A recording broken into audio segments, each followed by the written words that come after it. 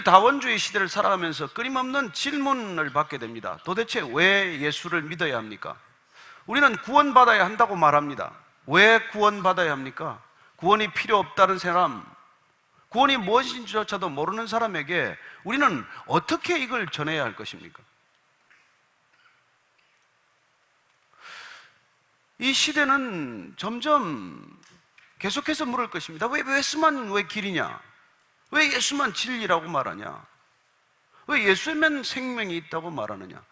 여러분들 뭐라고 대답하시겠습니까? 저와 여러분들이 그 질문, 끝없는 질문에 대답할 준비가 반드시 되어 있어야 합니다. 왜냐하면 우리가 그 대답에, 그 말에 정확히 대답할 때 그 사람은 구원으로 이를 수도 있고 구원과 더 멀어질 수도 있기 때문이죠. 만약에 우리가 구원을 전할 수 없고 그가 우리 때문에 구원에서 멀어진다면 여러분과 제 책임은 어떤 책임이겠습니까? 말할 수 없는 책임이에요. 그래서 우리는 이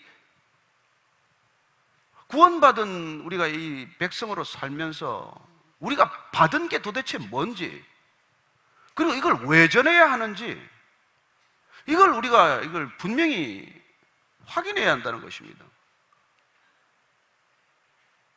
이걸 우리가 안 전하고 있다면 아마 가치를 몰라서겠죠. 뭘 받았는지 제대로 모르기 때문이겠죠. 받은 걸 확실히 안다면, 예수님께서는 그 가치를 이렇게 말합니다. 내가 정말 그 밭에 보물이 있는 걸 알면 내가 가진 걸 다 팔아서 그 밭 사지 않겠니? 그렇게 말씀하십니다. 저와 여러분들이 정말 이 다원주의 시대, 예수를 거부하고 십자가의 복음을 어리석다고 말하는 여전히 이 세대를 살아가면서 우리는 왜 전해야 합니까? 우리가 그 답을 얻기 위해서 사실은 성경을 보는 것이죠. 그리고 오늘 이 사도 바울이 고린도 성도들을 향해서 전했던 메시지를 다시 우리가 읽고 있는 것이죠. 그런 답을 얻었습니다. 그는 하나님을 누구보다 잘 믿었지만, 그러나 하나님 안에서도 자유롭지 못했던 그의 생애가 예수 그리스도를 만남으로 그는 온전한 자유를 경험하게 됩니다. 그렇습니다. 그에게 답은 자유입니다. 그에게 구원은 자유입니다. 그에게 복음은 자유였습니다. 그는 비로소 자유를 느낀 것이죠. 그래서 그는 이 자유를 전해야 한다는 절박한 생각을 갖게 됩니다. 왜? 묶여있는 사람들을 이제 비로소 알게 되었으니까. 내가 어디서 풀려났는지를 알게 되었으니까. 그러나 묶인 줄도 모르고 묶인 채 살아가는 저들을 어떻게 풀어줄 것인가? 그런 안타까움을 갖게 된 것이죠. 그는 비로소 드디어 사람을 사실 사랑하게 된 것입니다. 사랑하게 시작한 것이죠. 오늘 우리가 이 말씀을 한번 다시 보면서 조금 어제와는 다른 이 관점에서 이 본문을 보고자 합니다. 19절 말씀을 다시 읽습니다. 시작. 내가 모든 사람에게서 자유로우나 스스로 모든 사람에게서 종이 된 것은 더 많은 사람을 얻고자 함이라. 이 19절 한 절에 사실은 우리에게 가장 중요한 구원의 본질과 그리고 구원받은 사람이 어떻게 살아야 할지에 대한 사명에 관한 것이 이렇게 일목요연하게 압축되어 있는 것이죠. 구원이란 무엇입니까? 모든 사람에게서 자유해지는 거예요. 왜 우리는 구원을 말합니까? 왜 구원받아야 한다고 말합니까? 진정 자유해져야 하기 때문이죠. 그때 우리는 진짜 인간의 가치를 경험하기 때문입니다.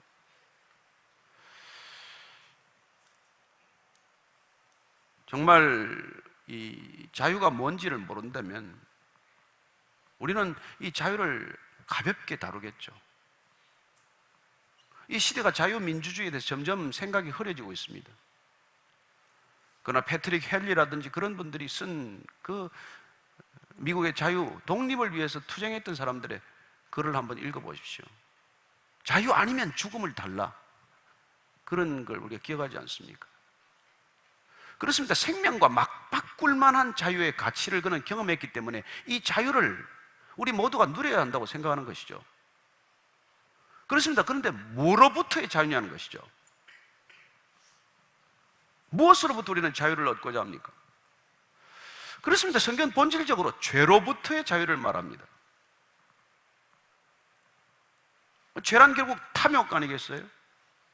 탐욕의 주체는 자기 자신 아닙니까? 그렇습니다. 우리가 구원받는다는 것은 궁극적으로 나 자신으로부터 벗어나는 거예요. 그럼 불교가 말하는 해탈입니까? 비슷한 면이 있죠.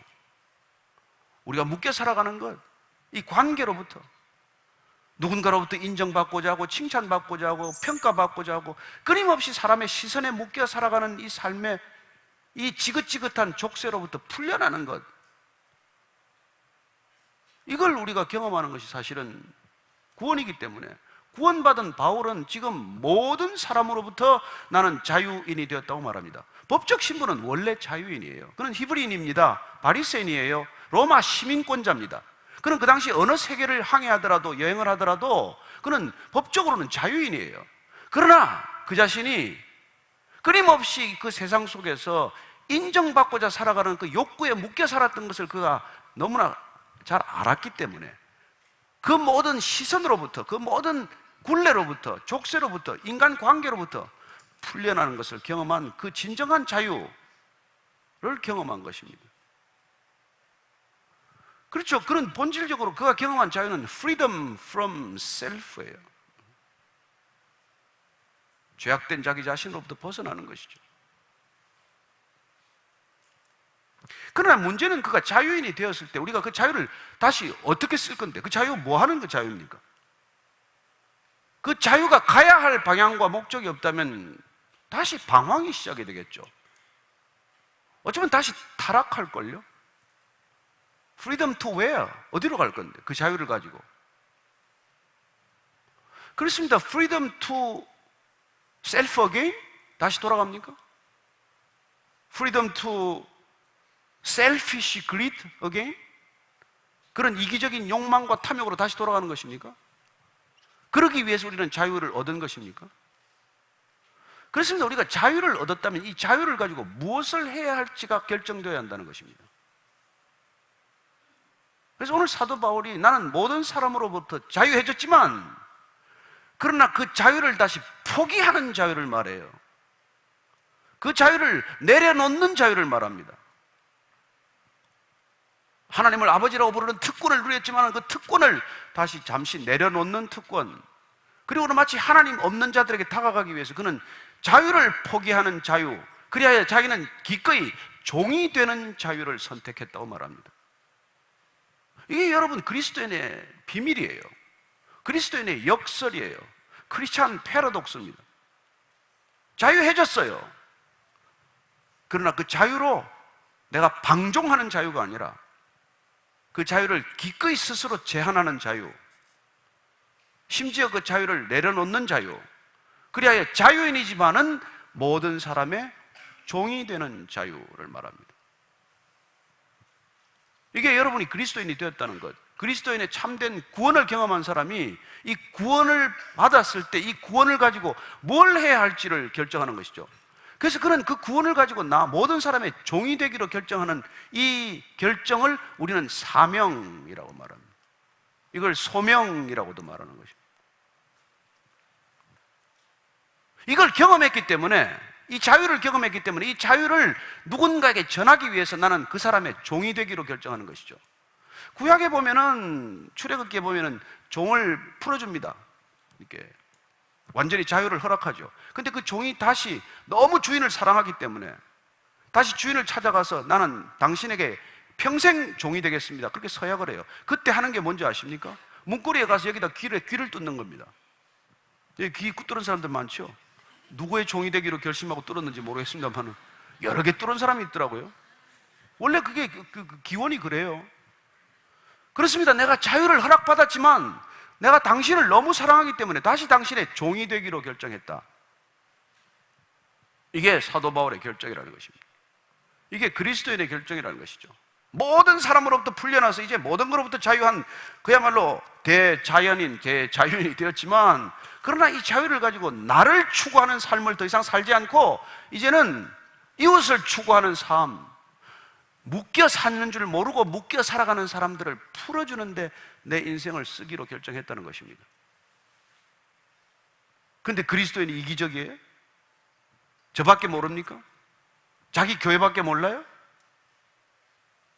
심하게 말하면 구원이 뭔지 아직도 모르는 것이죠. 뭐가 구원인지를 모르고 뭘 받았는지 모르기 때문에 그러고 사는 것 아니겠어요? 그래서 오늘 사도 바울은 오늘 이 편지가 고린도 교회에 뭐 파벌을 나눠서 싸우지를 않나, 음란해지지를 않나, 교회가 교회 본질을 자꾸 잃어버리기 때문에 어떻게 보면 고린도 교인들에게, 성도들에게 다시 한번 구원의 본질과 구원받은 사람이 어떻게 살아야 할지에 대한 삶의 소명의 문제를 이렇게 압축해주고 있는 것이죠. 결론부터 말씀드리자면 구원과 사명, 구원과 소명은 불가분이에요. 떼놓을 수 없는 일입니다. 내가 구원을 받았는데 이 구원이 어떤 것인지를 진정으로 안다면 반드시 이 구원을 누군가에게 전하게 되어 있다는 것이죠. 그걸 전하기 위해서 종이 되는 삶, 그걸 낮아지는 삶이라고 말합니다. 예수님께서 위로부터 아래로 낮아졌기 때문에 그 예수님을 우리가 만난 사람, 그 예수님으로부터 구원을 받았다는 사람, 그 예수님을 메시아라고 부르는 사람, 그 사람은 기꺼이 이제 낮아질 준비가 된 거예요. 또 달리 표현한다면 사람으로부터 풀려났기 때문에 더 이상 사람을 내 수단적 가치로 인식하지 않는 것입니다. 저 사람을 뭐 어떻게 이용해 먹을까? 저 사람을 어떻게 내 세력권, 영향력 안에다 둘까? 저 사람을 어떻게 내 방패막이로 쓸까?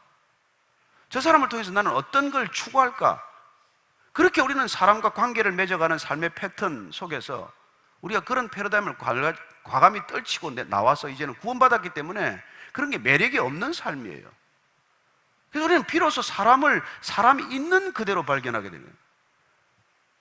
내 이익과 내 목적을 위해서 사람을 바라보지 않고 인간 존재 그 자체로 바라보는 소중한 관점을 얻게 되는 거예요. 그래서 그 인간의 존재적 가치에 우리가 눈을 뜨는 것, 이게 구원받은 삶이에요. 더 이상 그 사람을 내 목적과 수단으로 삼지 않고 그 사람 자체가 나보다도 더 소중하다고 생각하기 때문에 우리는 기꺼이 그 사람과 같아지려고 하는 것이죠. 아니, 더 낮아져도 문제가 안 되는 것이죠. 그래서 누구를 찾아오라는 것이 아니라 찾아가는 삶을 살게 된다고 말합니다. 예수님은 누구를 찾아가요? 제자들을 얻으러 찾아갑니다. 베드로를 찾아갔고 요한과 안드레를 찾아갔고 찾아가서 제자로 부르십니다. 찾아오기를 기다리는 게 그 당시에 관행이고 지금 관행 아닙니까? 여러분, 회사 사원 뽑을 때 찾으러 다니면서 뽑는 사람이 누가 있어요? 찾아와야 정상이죠. 그러나 구원을 경험한 사람은 사람을 찾으러 다니는 사람이 되는 거예요. 예수님께서는 사마리아의 한 여인을 찾으러 가십니다. 삭개오를 만나기 위해서 여리고를 찾아가십니다. 그분은 끊임없이 사람을 찾아가시는 분이에요. 그분은 낮아지시되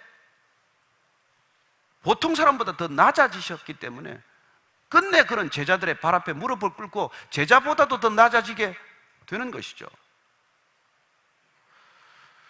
그렇습니다. 사도 바울이 그 예수를 경험했기 때문에, 그 예수가 내 안에 들어왔기 때문에 그 또한 찾아가는 사람이 된 것이죠.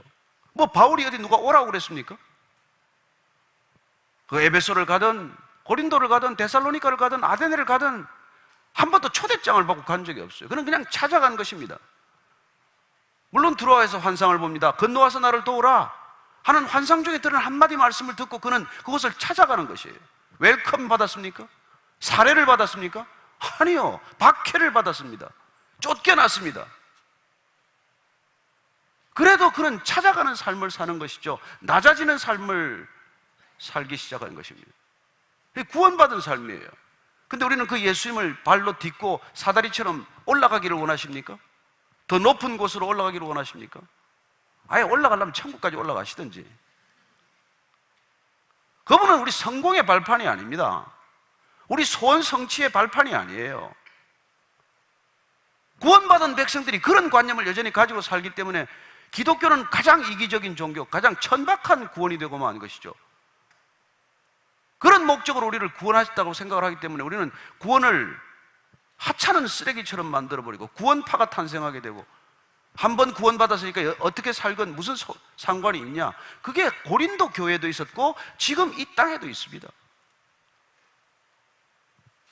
내가 받은 구원의 진정한 가치를 모르면 그렇게 산다는 것이죠.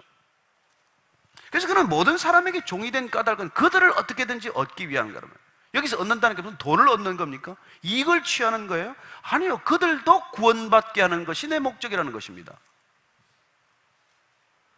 그래서 구원받은 그리스도인의 유일한 사명, 그건 이 구원이 전해지는 것이고, 생명받은 사람의 유일한 소명, 그것은 누군가도 그 생명을 전해받는 거예요. 그게 그리스도인의 정체성이고 우리가 예수 믿는 이유고 목적입니다.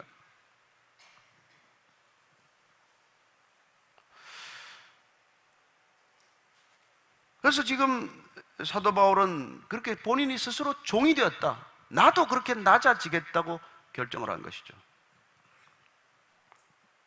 그렇게 낮아졌을 뿐만 아니라 바울은 이렇게 결정합니다. 20절입니다. 시작. 유대인들에게 내가 유대인과 같이 된 것은 유대인들을 얻고자 함이요, 율법 아래에 있는 자들에게는 내가 율법 아래에 있지 아니하나 율법 아래에 있는 자 같이 된 것은 율법 아래에 있는 자들을 얻고자 함이요. 그는 유대인입니다. 그러나 그는 구원받고 보니까, 예수님을 만나고 보니까 유대인들이 그토록 신주 딴지처럼 모시나요? 그런 모세의 율법에서 풀려나는 걸 경험했어요. 그래서 예수님께서 그 많은 계명을 딱 한마디로 요약을 해서 너는 하나님을 전심으로 사랑해라, 그리고 내 마음과 목숨과 뜻을 다해서 하나님을 사랑할 뿐만 아니라 내 이웃을 내 몸과 같이 사랑해라. 그게 율법이다. 이게 율법. 그래서 그는 그 율법, 예수님께서 가르쳐 주신 그리스도의 율법을 받아들임으로 모세의 율법으로부터 풀려나는 것, 해방되는 것을 경험한 것이죠. 그리고 그는 이제 그 율법의 완성자이신 예수님을 받아들임으로써 그는 진정한 자유인이 되었고, 그 자유를 가지고 율법에 묶여 사는 사람들을 찾아갈 때 본인 자신도 여전히 율법에 묶인 사람처럼 다가갔다고 말합니다. 그래서 그는 영적인 제자, 아들 같은 제자 디모데에게 할례를 받으라고 권합니다. 아니, 예루살렘 제1차 공의회 주제가 할례 받지 않도록 하는 거였어요. 왜 이방인들에게 할례를 받으라고 하냐? 하나님 믿는데 할례가 뭐가 그렇게 중요하냐? 마음에 할례 새기는 게 중요하지. 그게 예루살렘 공의회 1차 결정임에도 불구하고 그는 사랑하는 애 제자 디모데에게 내가 사역할 사람이 유대인들이니까 유대인들의 마음에 다가가기 위해서 그런 목적이라면 다시 할례를 받아라. 헬라인인 디도에게는 받지 말아라. 그렇게 말했지만, 그래서 유대인처럼 되는 것을 그는 보게 됩니다. 왜요? 단순히 그들의 비위를 맞추고 내 이익을 취하기 위함입니까? 그런 게 아니고, 어떻게 하면 그들에게 다가가서 그들에게 이 복음이 전해질 것인가, 구원이 전해질 것인가, 이 생명이 전해질 것인가, 그 딱 한 가지 목적으로 그는 스스로 기꺼이 다시 유대인이 되었다고 말합니다. 그는 나중에 예루살렘 성전에 올라가서 결례를 받게 됩니다. 정결례를 치르라고 동료들이 말해주기 때문에 그는 그거에 할 필요가 없지만, 그 당시 해외여행을 갔다 오면은 예루살렘 성전에 가서 제물을 바치고 정결 예식을 치렀기 때문에 그걸 존중해서 다시 그걸 받으러 갔다 거기서 잡히지 않습니까? 어쨌건 그는 유대인들처럼 유대인이라는 굴레로부터, 할례로부터 벗어났지만 다시 유대인의 모습, 유대인의 전통을 존중해주는 삶을 기꺼이 선택할 수 있는 것은 그가 그들을 사랑하기 때문이요, 그들에게 전해져야 될 복음의 가치가 내 체면, 내 자존심보다 더 중요하기 때문이에요. 그래서 구원받았다는 건 내 자존심이 쓰레기통에 집어넣어도 되는 것처럼 변해버리는 거예요. 저는 여러분들이 여전히 자존심이 세면 구원 받았나 안 받았나 한번 깊이 생각해 보기를 바랍니다. 그래서 교회 나와서 그냥 나 상처받았네, 나 상처받았네, 목사가 악수만 세게 안 해줘도 상처받았네, 이런 사람들 뭐예요 도대체? 그게 도대체 지금 이번 주는 목사님이 나하고 눈길을 안 줬대나. 눈길 맞춰서 뭐 할 텐데 도대체. 주님 눈길 맞추고 다니기를 바랍니다. 그 율법을 없는 자처럼 그는 살았다는 거예요. 예수님께서 정말 그 얘기를 해주셨거든요. 오케이. 그 다음에 이제 두 번째는 율법 없는 자들에게는 내가 하나님께는 율법 없는 자가 아니요 도리어 그리스도의 율법 아래에 있는 자이나 율법 없는 자와 같이 된 것은 율법 없는 자들을 얻고자 함이라. 율법 모르는 사람들은 이방인들, 헬라 사람들이고, 이 사람들은 뭐 모세 율법과 상관이 없는 사람들이죠. 요새 말로 표현하면 우리가 뭐 흔히 쉽게 말하는 대로 불신자들이에요. 이들에게 다가갈 때는 어떻게 다가갔다고 말합니까? 그들과 같아지고자 했다는 것이죠. 그들의 문화를 존중해줬다는 뜻이죠. 그렇습니다. 복음을 제대로 만난 사람은 낮아질 뿐만 아니라 같아짐을 경험하는 것이죠. 하나님이 인간 같아지신 사건이 성육신 사건이에요. 여러분들이 어딘가 누군가를 전도를 하러 간다, 그 사람을 찾아간다 하면은 그 사람과 같아지는 것이죠. 여러분, 사랑하면 같아지려고 애쓰는 것입니다. 그래서 할아버지가 손주를 사랑하면 짐승처럼 변해요. 내 발로 기어요. 애처럼 기기 시작해. 그렇잖아요? 사랑하기 때문에. 남녀가 저기 사랑하는 거 보면 어떻게 압니까? 어떻게 보면 알 수 있어요? 커플룩 입고 있으면 사랑하는 거예요. 같아지고자 하는 거니까. 같아지고자. 사랑이 없으면 어떻게 될까요? 차별화합니다. 달라지려고 해요. 그래서 난 너하고 다르다는 걸 늘 메시지를 내고 싶어요. 난 너와 달라. 난 너보다 나아. 난 특별한 존재야. 이걸 끊임없이 드러내는 게 이 세상 아닙니까? 어떻게든지 난 저 사람하고 차별화돼야 되니까. 그 사람을 사랑하지 않기 때문이죠. 바울은 불신자들에게 다가갈 때 한 차원 높은 차원에서 나는 이미 구원받은 사람이야, 이것들아, 이런 자세로 가는 것이 아니라 불신자처럼 간단 말이에요. 불신자처럼. 종교적인 언어를 안 쓰는 것이죠. 여러분, 예수님께서 이 땅에 오셔서 가장 특별한 티처가 된 이유는 종교적인 언어를 안 쓰셨기 때문이에요. 여러분들이 사복음서를 읽어보면 알겠지만 그 당시 이 사람들은 예수님 얘기를 듣고 나면 샤킹했다고 해요. 충격을 받았어요. 그리고 이 사람은 왜 바리새인처럼 안 가르치나, 율법학자처럼 안 가르치나, 그렇게 감탄하고 경탄한 걸 듣게 됩니다. 그런 예수님을 경험한 사람, 복음이 내한테 온 사람은 늘 내가 당신과 다르다는 자세로 가는 것이 아니라 그 사람 같아져야 다가가는 것이죠. 왜 오늘날 이 시대가 전도가 안 됩니까? 근데 어떻게 보면 또 너무 같아져가지고 표가 너무 안 날 거예요. 그냥 그 사람처럼 되려고 작심하고 가요. 그리고 사실 낮아져야 사람이 모이는 건 사실 아닙니까? 산에 사람이 모입니까? 산 정상에 사람이 모입니까? 아니요, 바닷가에 모이죠. 여러분, 산 꼭대기는 올라가면 단 두세 사람이 설 자리가 없습니다. 그러나 낮아지면 거기 사람이 많이 있잖아요. 바다는 낮은 곳에 있기 때문에 모든 것을 품을 수가 있는 것이죠. 그래서 우리가 누군가를 얻기 위해서는 낮아져야 하는 것이고 같아져야 하는 것이고 그런 것이죠. 우리가 분명한 목적이 있다면 그렇게 살 수 있는 것이죠. 근데 구원을 받았다는 것은 그런 목적이 생겼다는 뜻이에요.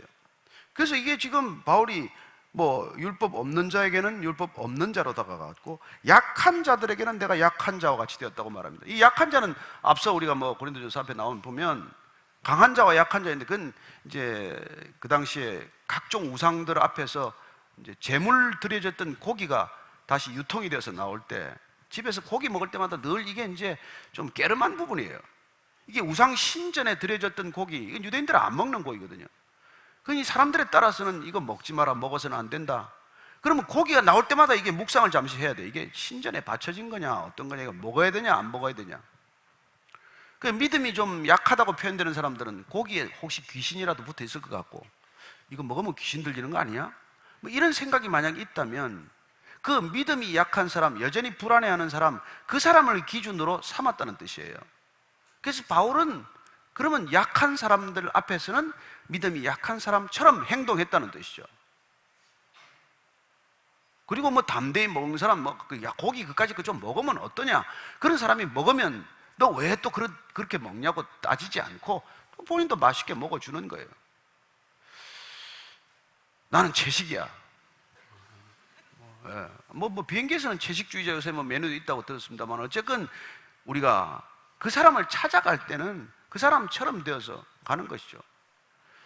제가 유럽에 가서 집시 선교한 선교사님 얘기를 들었는데, 이 집시들이 먹을 게 워낙 없으니까 닭고기 집에 가서 완전히 닭다리 해가지고 그냥 삶는데 말이 수프지 완전히 그냥 이 기름 덩어리를 이렇게 수저로 준대요.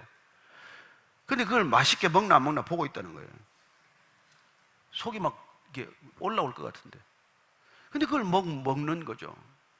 그냥 몇 달 선교하다가 이제 살이 쪄가지고 큰일 난다고 이제 그런 얘기 들었는데. 선교란 뭐니? 전도란 뭐냐는 거예요. 그들과 같아지는 거고 그들과 같이 사는 것 아닙니까? 하와이 나환자촌의 어떤 다미안 신부는 그냥 나환자가 되어서 그냥 그들과 같이 살기를 선택한 것이죠. 그리고 같아지고자 하는 마음. 왜요? 와달라고 그랬습니까? 아니, 박태파였어요. 나 쫓아내갔어요. 그러나 왜 갑니까? 오지 말랬는데도. 왜 사랑하는 마음 아닙니까? 그래서 남몰래 울고 혼자 통곡하고 그 영혼을 품고 그런 사랑이 있기 때문에 그는 이런 선택을 한 것이죠.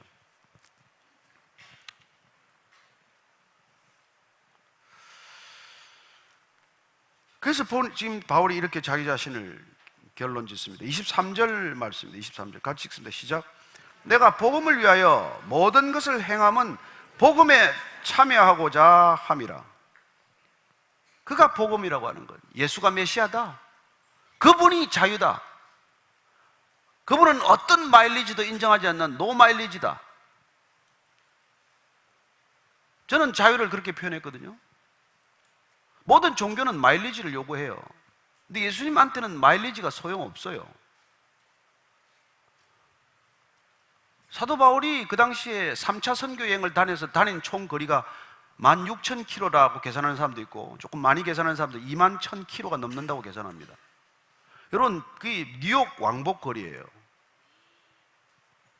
비행기 타고 왔다 간 게 아니잖아요. 걸어서, 배 타고, 말 타고 이렇게 다닌 거리가 요새로 치면 200만 마일이 넘겠죠. 그러나 그 마일리지가 사도 바울의 헌신을 결정하는 게 아니라는 게 복음이에요. 그는 21,000km 마일리지를 쌓았고 나는 100km밖에 안 쌓았기 때문에 난 바울보다 못한 인간인가? 가 아니기 때문에 바울이 그 메시지를 전하려고 그렇게 21,000km를 다닌 거예요. 이 세상은 그걸 따지는 관습과 문화 속에 있지만 복음이란 그게 아니기 때문에, 그래서 그는 복음을 위하여 모든 것을 행했다고 말합니다. 모든 것을. 그는 사람을 얻기 위해서 구원할 수만 있다면, 그가 이 생명을 얻을 수만 있다면 내가 어떤 모양이 되더라도 나는 상관이 없다. 여러분, 이게 사랑이죠. 그래서 그는 매 맞았고 강도당했고 그냥 돌에 맞았고 감옥에 갇혔고 그런 삶을 산 것이죠. 그럼 바울이 비정상입니까? 바울이 정신 이상자입니까? 바울처럼 살아야 되는데 우리가 지금 그렇게 안 살고 있는 이유는 뭡니까? 바울이 그렇게 받았던 복음에 대한 강렬한 충격을 우리는 못 받았기 때문이죠. 그래서 우리는 여전히 복음이 뭔지를 모르거나 구원받았는데 구원이 뭔지를 모르거나 그 진정한 가치를 모르기 때문에 우리는 복음의 동참자가 되기가 어렵다는 삶을 살고 있는 것이죠. 바울은 그 가치를 알았기 때문에 복음의 참여자가 되었다고 말합니다. participant가 되었다는 거예요. 동참자가 되었다고 말합니다. co-participant가 되었다고 말해요. 그렇습니다. 그는 구원을 받았기 때문에 날마다 구원을 이루는 삶을 이렇게 살고 있는 거예요. 구원을 이루는 삶이란 무엇입니까? 구원이 나를 통해 전해지는 삶이라는 것이죠. 그래서 구원받은 사람은 구원이 전해지는 삶이라고 하는 이 소명과 불가분의 삶을 살게 된다는 것입니다. 어떻게 좋은 걸 얻었는데 그 좋은 걸 누리지 않고 살 수 있습니까? 가장 좋은 걸 얻었다면 그걸 마음껏 누리고 살아야 정상 아니겠어요? 예를 들어서 이렇습니다. 요새는 그렇게 가잖아요. 불량 음식을 만드는 사장은 절대로 자기 자식은 안 먹입니다. 자기도 안 먹어요. 그리고는 그걸 팔기 위해서 좋은 모델 써가지고 광고도 찍을 수 있고 선전도 하겠지만 본인은 불량식품이기 때문에 절대로 안 먹죠. 가족도 안 먹입니다. 그러나 이게 정말 좋은 사람은 이걸 본인이 먹으라고 주는 거 아니에요. 부모는 자기가 먹어보고 이게 좋기 때문에 어떻게든지 먹으라고 권하는 것이죠. 복음이란 마찬가지예요. 복음을 경험한 사람은 이 복음을 어떻게든지 전하는 것이 비정상적인 삶이 아니라 지극히 정상적인 삶이에요. 바울은 유별난 사람이 아닙니다. 우리가 뭐가 지금 막혀 있는 거죠. 복음이 나를 통해 흘러가지 못하고 나한테 막혀 있거나 갇혀 있는 그런 상태가 되고 있는 것이죠. 그래서 지금 바울은 내가 복음을 위해서 모든 것을 행하는 까닭은 내가 복음에 참여한 참여자, 동참자가 되었기 때문에 말합니다. 자, 그렇다면 그리스도인의 진정한 소명은 무엇입니까? 바울이 발견한 소명, 콜링은 복음에 동참하는 복음의 참여자가 되는 것이 그의 소명이라고 말하는 것이죠. 바울만의 소명입니까? 아니요, 저는 이게 모든 그리스도인의 소명이라고 믿습니다. 누구건 여러분들이 복음을 들었으면, 구원받았으면 그 구원의 길을 가면서 구원을 날마다 이루어가는 삶을 살게 마련이고, 이걸 신학적으로는 성화라고 말해요. sanctification이라고 말합니다. 날마다 거룩해진다고 말해요. 거룩해지는 삶이란 관계가 정상화되는 삶을 말합니다. 그동안 하나님과의 관계가 어긋났다가 이 관계가 제대로 되는 것을 우리는 의롭다고 말하는 것이고, 그걸 성화된다고 말합니다.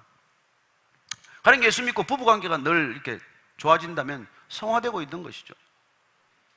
교회를 다니는데 부부가 매일 아침에 나올 때 예배 시간 놓고 싸우고 들어가면서 또 싸우고 그러면 안 일어나고 있는 것이죠. 구원을 받았는지 안 받았는지도 불분명하지만 그 구원이 내 안에서 이루어지는 것을 경험하지 못하고 있는 것이죠. 그 구원이 내 안에서 이루어지고 있다는 것은 어떻게 드러납니까? 의로운 관계, 화평의 관계로 드러나게 되어 있는 것이죠. 그런 관계를 맺는 걸 우리는 동참자, 참여자라고 지금 바울은 표현하고 있는 것입니다. 그래서 구원받았다는 것, 복음받았다는 것은 그 삶과 절대로 불가분이라는 것입니다. 그래서 예수 믿는데 저 사람은 아니다 이런 얘기를 듣는 건 예수를 안 믿고 있는 거예요. 안 믿으니까 그런 얘기를 듣는 거예요. 구원받았는데 저 사람은 구원받았는지 10원 받았는지 모르겠다 그러면 구원을 안 받은 거죠. 아니면 받아도 뭔지를 전혀 모르거나 내가 받은 게. 그러나 여러분들이 만약 그게 소중하다는 걸 알면 여러분 자신을 투자하지 않겠습니까? 주님이 말하는 대로 우리 전부를 다 투자하지 않겠어요? 여러분, 가상화폐가 뭔데? 보지도 못한 그 가상화폐를 놓고 진짜 돈을 막 그렇게 투자를 하는 거예요. 가상화폐 본 사람 여기 있습니까? 뉴스에 잘 나오는 그림밖에 본 게 뭐 있어요? 그런데 그걸 놓고 지금 왜냐하면 그게 교환 가치가 있다고 여러분이 믿기 때문 아니에요. 예수님께서는 이 하늘의 재화, 하늘의 보화를 적어도 지금 이 비트코인보다는 훨씬 더 큰 가치가 있는 교환 가치가 있다, 이걸 말씀해 주셨다고요. 그러면 저와 여러분이 이걸 어떻게든지 사야 되지 않겠습니까? 이걸 사기 위해서 땅에 있는 것들, 눈에 보이는 돈, 이거 죽어도 못 가져가는 거 가지고 빨리 바꿔야 되지 않겠어요? 오늘 덜컥 죽으면 이거 다 두고 갈 건데, 괜히 많이 남겨주면 자식들 싸움만 시킬 텐데, 이걸 빨리 교환 가치를 바꿔놓고 가는 삶, 그 삶은 구원받은 삶과 불가분의 삶이란 말이에요.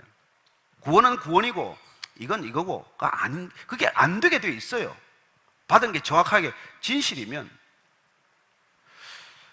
저는 사도 바울이 그런 삶을 살았기 때문에 2000년이 지난 지금도 그의 글을 읽고 있는 거예요.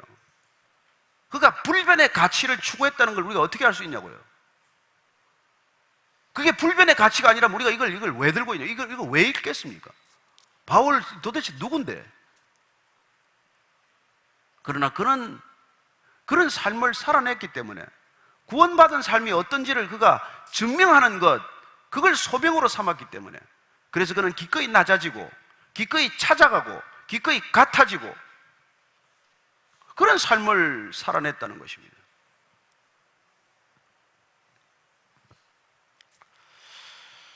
그리고 그는 그 당시에 이 운동 경기로 이걸 비유해서 말하고 있어요. 24절 한번 읽겠습니다. 시작. 운동장에서 다름질하는 자들이 다 달릴지라도 오직 상을 받는 사람은 한 사람인 줄을 너희가 알지 못하느냐? 너희도 상을 받도록 이와 같이 다름질하라. 그 당시에 이 고린도에는 2년마다 열리는 이스티미안이라는 경기가 있었어요. 올림픽 경기와 쌍벽을 이룰 정도 4대 경기에 들어가는 이 경기에 달리기는 역시 꽃 아닙니까? 마라톤은 꽃 아니에요. 그럼 마라톤은 한 사람이 월계수관을 쓰게 될 거예요.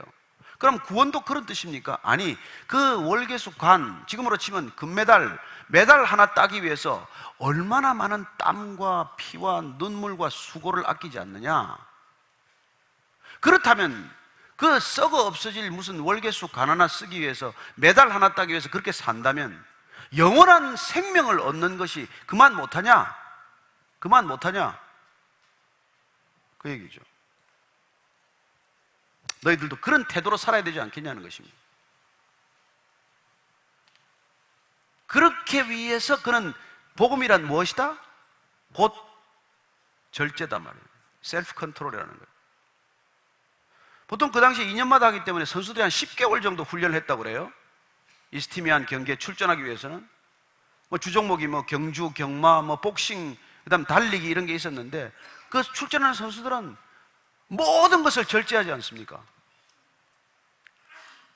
우리 여기 일부 예배 나오는 형제는 이게 배역 받으면은 배역에 맞게 하느라고 단식에 들어가면 돼. 무섭게 단식을 해요.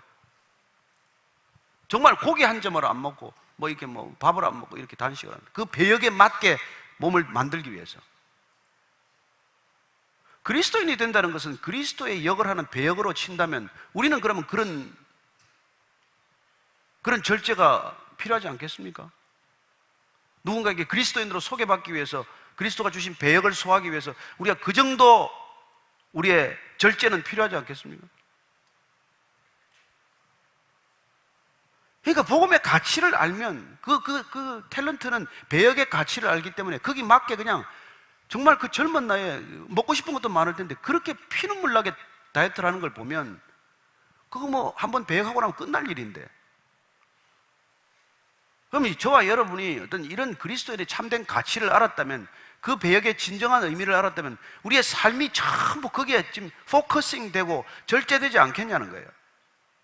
사도 바울이 얘기하고 있는 건 바로 그 점이죠.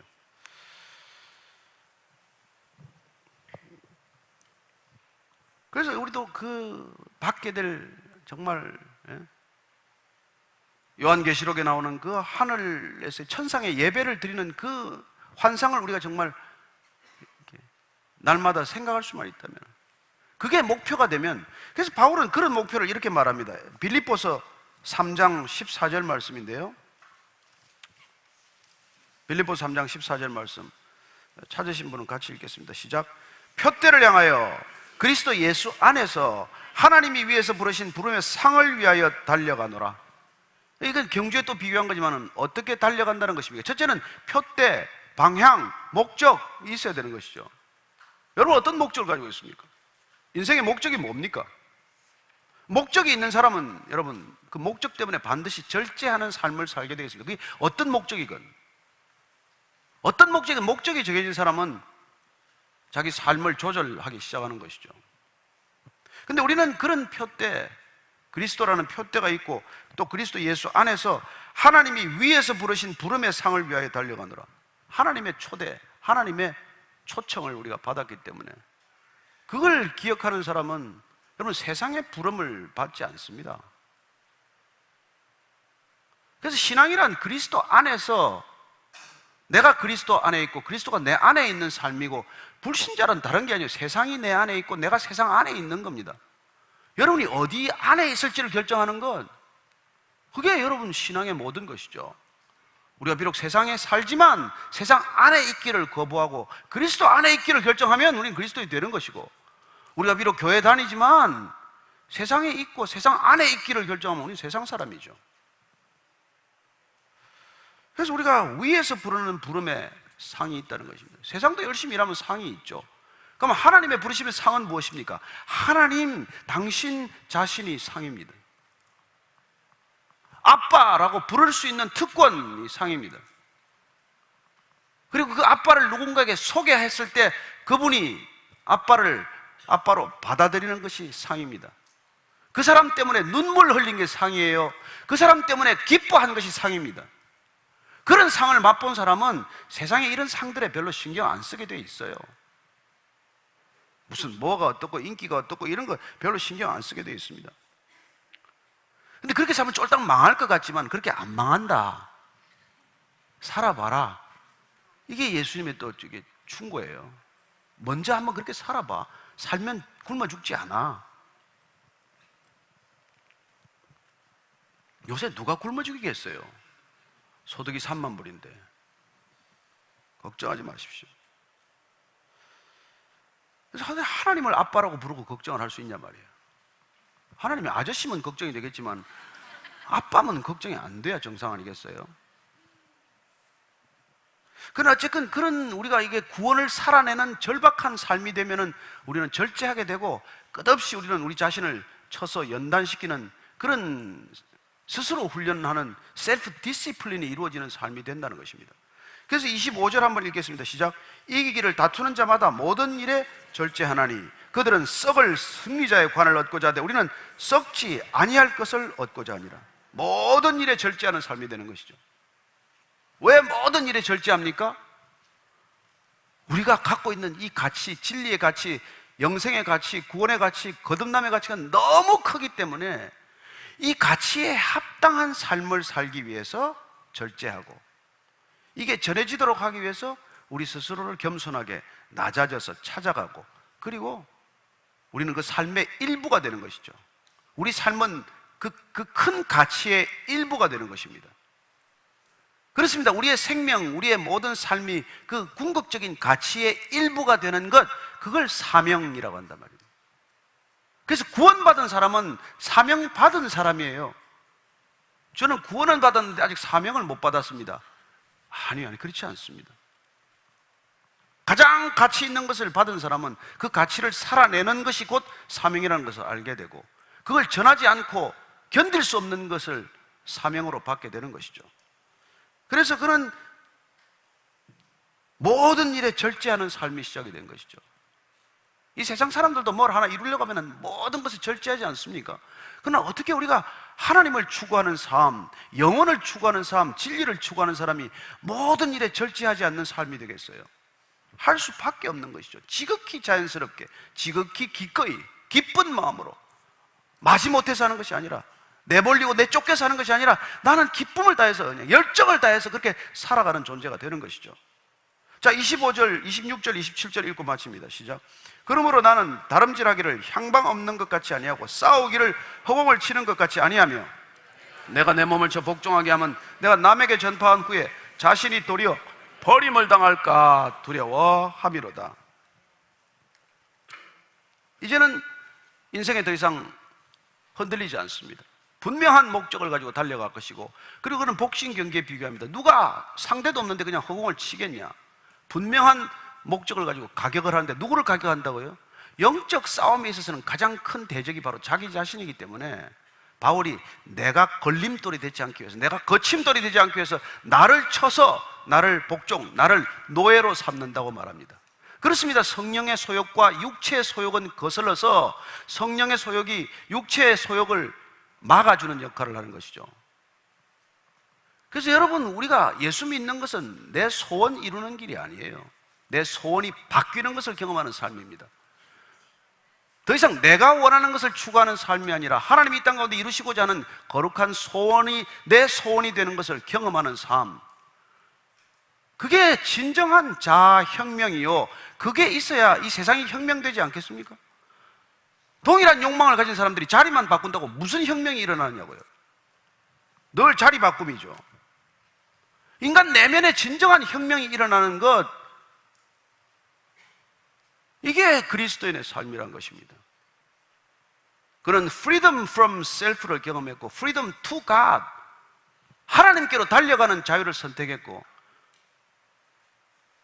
그리고는 모든 사람의 종이 되는 결정적인 선택을 통해서 이 땅을 하나님의 나라로 바꾸는 것을 경험하기 시작하는 것이죠. 그런 사람들의 모임의 공동체 이름을 그때 초대 당시부터 교회라고 불리게 된 것입니다. 그런 사람을 살도록 주님께서는 교회로 만드셨고 부르셨고, 그렇게 살아가는 사람들의 모습을 크리스찬이다, 교회다, 그렇게 이름을 붙인 것이죠. 그래서 사도 바울은 지금 내 몸을 쳐서 복종하게 하는 까닭은 남한테는 내 복음을 전하고 나는 거기서 탈락하는 엉처구니 없는 결과를 맞지 않기 위해서라고 말합니다. 나는 복음을 매일 전했는데, 제가 여러분들한테 매일 설교를 했는데 천국에 가니까 조 목사는 어디 갔어? 안 보이네. 이런 결과가 되면 무슨 꼴이냔 말이에요. 제가 여러분 매일 설교했는데 앞자리 매일 앉아있다가 천국 가는데 이분이 갑자기 안 보이면 제가 얼마나 답답하겠어요. 어디 갔지? 그렇게 버림을 당할까 두려움이 자기한테 있다는 것입니다.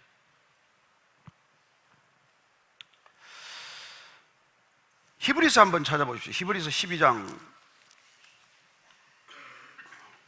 1절에서 2절까지 한번 같이 읽겠습니다. 구원받은 삶, 구원받은 자의 소명, 이걸 다시 한번 히브리서 말씀을 통해서 확인하겠습니다. 시작. 그러므로 우리에게 구름같이 둘러싼 허다한 정인들이 있으니 모두 무거운 것과 얽매이기 쉬운 죄를 벗어버리고 인내로서 우리 앞에 당한 경주를 하며 믿음의 주요 또 온전하게 하시는 이인 예수를 바라보자. 그는 그 앞에 있는 기쁨을 위하여 십자가를 참으사 부끄러움을 개의치 아니하시더니 하나님 보좌 우편에 앉으셨느니라. 우리를 둘러싼 허다한 믿음의 정인들이 있습니다. 그들이 다 먼 경주를 위해서 무거운 짐을 다 벗었어요. 얽매인 것을 다 풀었습니다. 그게 뭐라고 말합니까? 죄로부터 풀려났다는 거예요. 여러분들의 죄책감, 죄의식, 그런 것들로부터 풀려나서 우리는 당당한 믿음의 경주를 시작해서 바라보는 것, 표대, 궁극적인 목적, 바른 향방은 바로 예수 그리스도를 바라보고 나아가는 것이죠. 그렇습니다. 그래서 우리가 피곤할 때나 낙심하도록 않기 위해서 죄인들이 이같이 자기에게 거역한 일을 참으신 일을 생각하라. 낙심될 때, 힘들 때, 어려울 때 우리 자신을 들여다볼 것이 아니라 그리스도를 들여다보라는 것입니다. 참을 수 없는 사람은 그리스도를 바라보십시오. 그러면 참아집니다. 용서할 수 없는 사람은 예수님을 바라보십시오.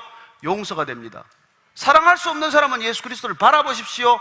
비로소 사랑할 수 있게 될 것을 믿으시기 바랍니다. 그럴 때 우리는 기꺼이 우리는 더 낮아진 길을 갈 수 있고, 그리고 궁극적으로는 우리가 진리를 살아내는 그런 놀라운 사람들이 되는 것이죠. 마틴 루터도 그렇게 말합니다. 그리스도인은 믿음으로 모든 것 위에 있다고 말합니다. 모든 것에서 자유해졌다고 말합니다. 그렇지만 그 자신 또한 그리스도인이란 사랑으로 모든 사람의 종이 된다고 말합니다. 믿음으로는 모든 사람에게 자유해졌지만 그러나 사랑으로 모든 사람에게 종이 되었다고 말합니다. 저와 여러분이 그런 존재라는 걸 기억하십시오. 저는 여러분의 종이고 여러분은 제 종이 되어서 피차 서로에게 복종하는 그런 놀라운 공동체가 탄생하는 것입니다. 만인과 만인이 투쟁하는 그런 약육강식의 세상이 아니라 서로가 서로에게 복종하는 그런 아름다운 공동체, 그 교회 공동체야말로 이 세상의 유일한 소망임을 믿으시기 바라고, 그리고 살아내시기 바랍니다. 믿음은 구원을 가져왔지만 사랑은 소명을 확인하는 걸음이기 때문입니다. 오늘 기도할 때 주님, 올해 2018년 우리가 누군가를 찾아가기로 결정했습니다. 먼저 그 사람에게 대접하기로 결정했습니다.